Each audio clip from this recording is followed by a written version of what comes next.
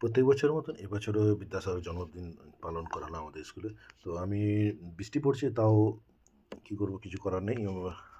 পরশুদিন পরিষ্কার করেছিলাম, আবার তাকে পরিষ্কার করতে হলাম যেহেতু শ্যাওলা জমে গেছে।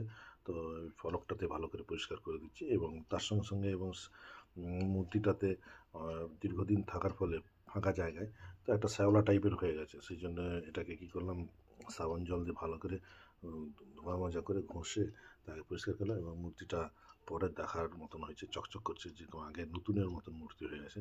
তো কিছু কিছু পোকামাকড় মানে ওই কানে বা চোখের মধ্যে ফুটোগুলোতে আছে, সেখানে বাসা বেঁধেছিল, সেগুলোকে ভালো করে পরিষ্কার করলাম। এদিকে তো অবিরাম বৃষ্টি চলছেই, তার মাঝে আমি আমার কাজ করে যাচ্ছি, কারণ যেহেতু আজকে বিদ্যাসাগরের জন্মদিন, সেই সূত্রে স্কুলে সব প্রত্যেক বাচ্চাগুলোকে বলেছিলাম যে সব স্কুলের ভেতরেই থাকবে, কেউ বেরোবে না।